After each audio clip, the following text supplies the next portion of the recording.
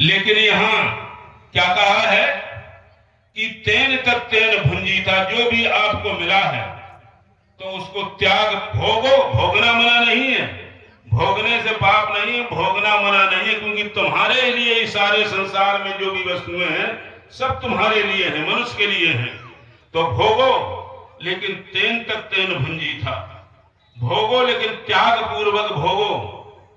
आप जानते हैं त्याग पूर्वक कैसे भोगेंगे आप, कि मकान हमारे लिए है लेकिन हमारा नहीं है, ये शरीर हमारे लिए है लेकिन हमारा नहीं है, बैंक बैलेंस, धन दौलत, रुपया पैसा, सोना चांदी हमारे लिए है लेकिन हमारा नहीं है। सामर्थ्य के अनुसार कपड़े पहनो, सामर्थ्य है आपकी तो 5,000 रुपए मीटर, 10,000 रुपए मीटर, सामर्थ्य है आपकी तो सोना चांदी जितना पहन सको पहनो।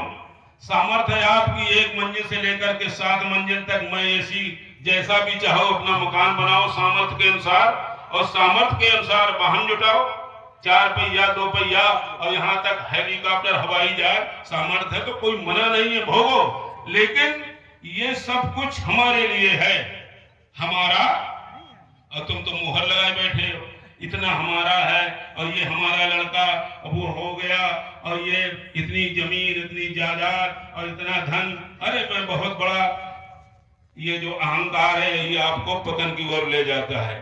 वास्तव में सोच करके देख लेना, अभी नहीं रात्रि में सोच लेना कि ये तुम्हारा या तुम्हारे लिए है। अगर तुम्हारा होता तो कुछ ना कुछ तो ले जाते यहां से थोड़ा बहुत। इसी को तुम्हारे बाप कहते रहे ये हमारा है, हमारा है, हमारा है, और चले गए, एक सुई तक नहीं ले गए। बाप के बाप भी यही कहते रहे कि हमारा है, हमारा है, लेकिन कुछ नहीं ले गए, और तुम भी कह रहे हो ये हमारा है, हमारा है। ये तुमको आदत पड़ गई हमारा कहने की, जबकि तुम्हारा यहाँ कुछ नहीं है, तुम्हारे लिए तो है लेकिन तुम्हारा कुछ नहीं है। ज्यादा नहीं कहेंगे क्योंकि समय हमारा और नजदीक आ रहा है, तो कहने का अभिप्राय मेरा ये है कि ये सूत्र अगर आप याद कर लेंगे कि हमारे लिए है, हमारा नहीं है, तो आपका मोह गया, क्योंकि आपके लिए है तो जब तक आप हो तभी है। लेकिन जिसको ये लगता है हमारा है तो मोह हटता है क्या? मोह कभी नहीं हटता। मुझे एक घटना याद आ रही है, दो मिनट की चर्चा है। बहुत बड़ा आदमी था, उसके 2 लड़के थे। 2 लड़के थे तो एक लड़का प्रॉपर्टी डीलर था, जमीन खरीद करके बिल्डिंगें बनवाता था, और एक लड़का सरकारी मास्टर था।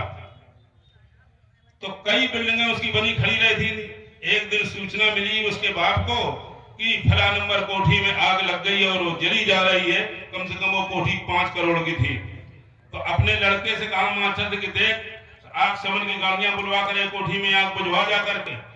लेकिन वो लड़का बोला कि भैया ने वो कोठी बेच दी थी, बिक गई थी। तो अभी हाय हाय कर रहा था, खपड़ी पटक रहा था। जब उसने कहा कोठी कल बिक गई है तो सारा दुख चला गया, क्योंकि अब कोठी हमारी, पहले हमारी थी अब हमारी नहीं है।